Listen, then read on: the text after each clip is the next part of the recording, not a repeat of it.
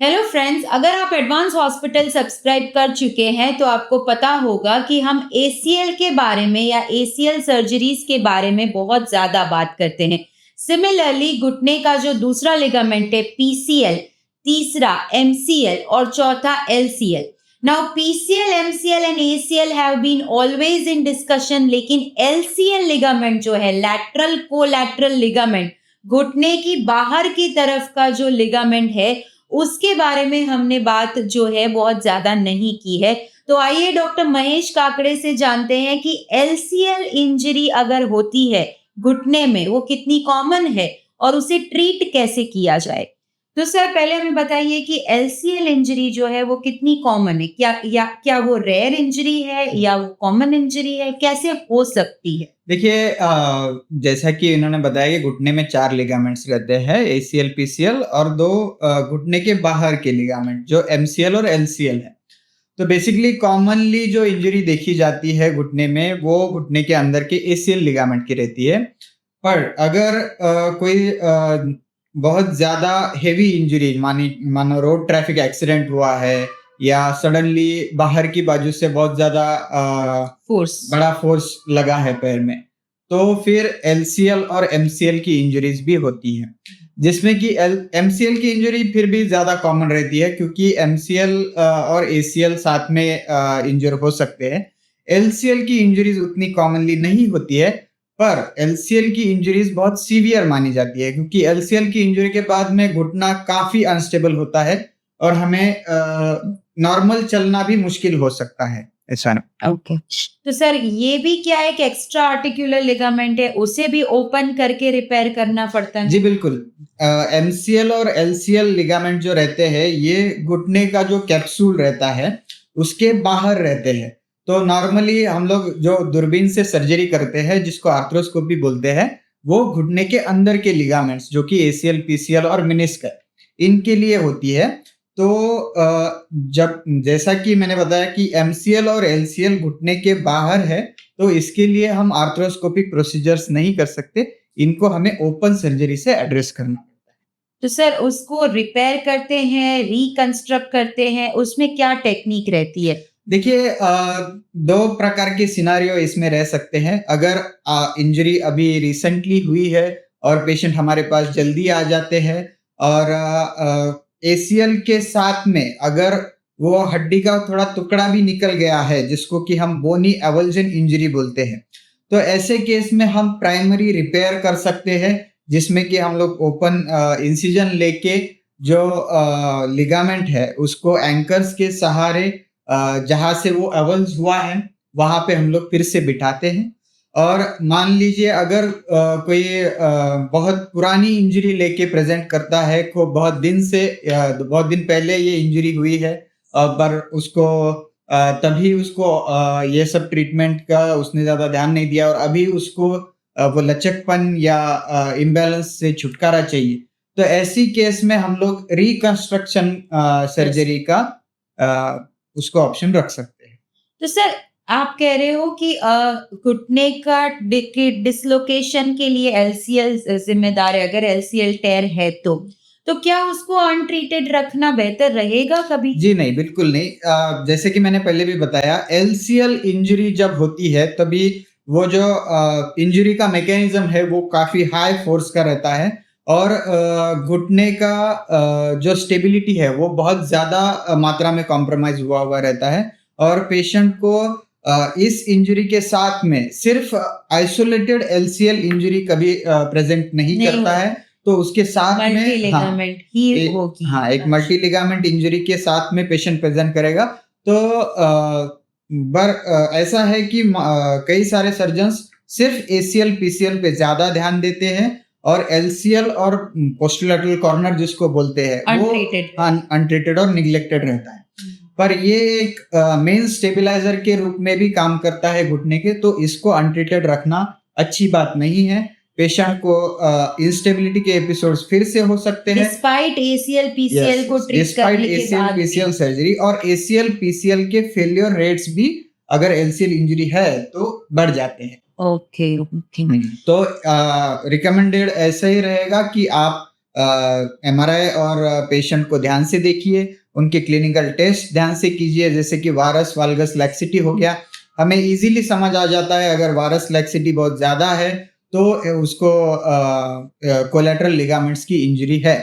तो वैसे केस में हमें वो मिस नहीं करना चाहिए और उनको भी ट्रीट करना चाहिए। So sir it's almost an urgent requirement, ऐसा बोल सकते हैं कि इसको तुरंत ट्रीट करना अगर जरूरी है। साथ में अवल्जन फ्रैक्चर और पेशेंट हमारे पास जल्दी आ जाता है तो बेहतर रहेगा कि ये इंजरी हम लोग अच्छे से मैनेज करें और अच्छे से इसको ट्रीट।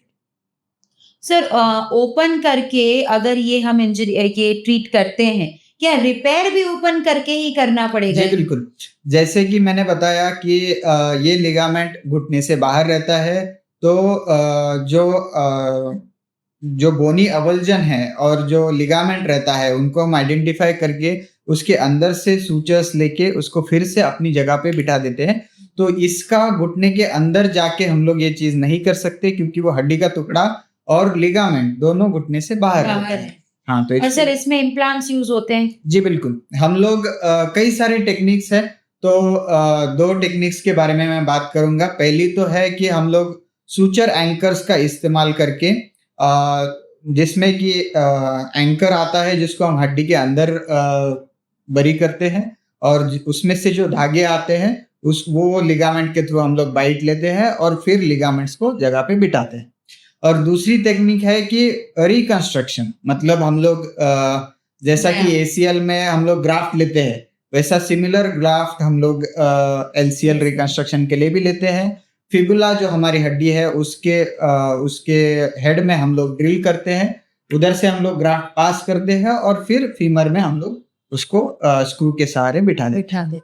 तो सर इसमें कौन सा ग्राफ्ट यूज होता है नॉर्मली? देखिए यूजुअली ये इंजरी है वो associated with ACL PCL injuries रहती है। तो हमें बहुत सारे ग्राफ्ट के ऑप्शंस हमें रखने पड़ते हैं। जैसे कि मान लो ACL के साथ में ये इंजरी हुई है तो हमें पेरोनियस लॉन्गस जो घुटने ये एंकल के पीछे से ग्राफ्ट अवेलेबल है वो हम लोग ACL के लिए यूज करते हैं और जो सेमीटेंडिनोसस है जिसको हैमस्ट्रिंग ग्राफ्ट बोलते हैं वो हम लोग LCL के लिए यूज कर सकते हैं। ओके। और सर उसी टाइम पे PCL रिकंस्ट्रक्शन भी हुआ तो ये तीनों साथ में इंजरीज देखी नहीं जाती यूजुअली, बट अगर तीनों साथ में है तो हमें फिर और ग्राफ्ट ऑप्शंस को ध्यान में रखना पड़ता है। क्वाड्रिसेप्स है जैसे कि क्वाड्रिसेप्स टेंडन हो गया या फिर ग्रासिलिस हो गया। ग्रासिलिस को हम लोग यूज कर सकते हैं LCL के लिए और फिर सेमीटेंडिनोसस के ACL के लिए और पेरोनियस को PCL के लिए। ऐसा अगर मान लो कि पेशेंट बहुत पतला है और ग्राफ्ट का थिकनेस उतना नहीं बनता है तो फिर हमें पेशेंट के दूसरे पैर से भी ग्राफ्ट लेना पड़ सकता है, पर इसके लिए हमें उसको पहले ही काउंसिल करना पड़ेगा कि हमें आपके दूसरे पैर से भी ग्राफ्ट लेना पड़ सकता है। ओके। और सर इसकी रिपेरेबिलिटी कितनी होती है और रिकवरी कितनी होती है? देखिए रिकवरी के लिए ऐसा है कि जैसे कि हमने ACL PCL की रिकवरी के लिए हमें एक प्रोटोकॉल सेट किया हुआ है, वैसा कोई प्रोटोकॉल इसके लिए नहीं है क्योंकि ये बहुत रेयर इंजरी है, बहुत ज़्यादा सीवियर इंजरी है। तो मोस्टली तो ये इंजरी के बाद में हमें पेशेंट को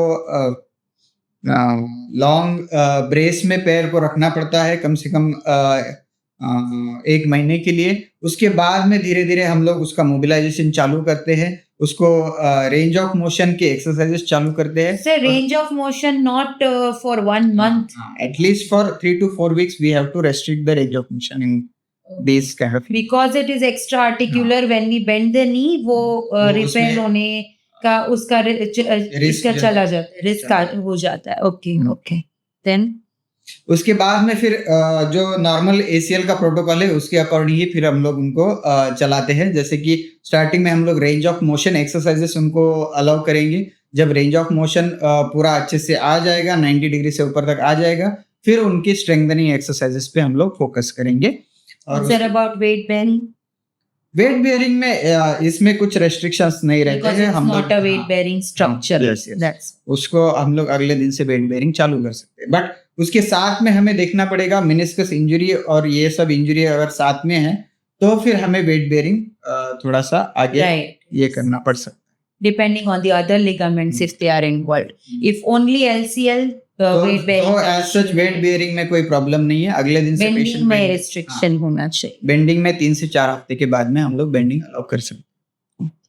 सर आपको कुछ add on instruction for LCL? देखिए, इसके लिए मैं यही बोलूँगा कि मेनली हम लोग ACL और PCL इंजरीज के बारे में बहुत ज़्यादा बात करते हैं। ये लिगामेंट्स जो है वो काफ़ी ईज़िली डायग्नोस हो सकते हैं, बट LCL की इंजरीज उतनी कॉमनली डायग्नोस भी नहीं होती है और ट्रीट भी नहीं होती है। लेकिन ये इंजरीज जो है वो काफ़ी सीवियर है, इसकी वजह से पेशेंट को काफ़ी ज़्यादा इंस्टेबिलिटी हो सकती है।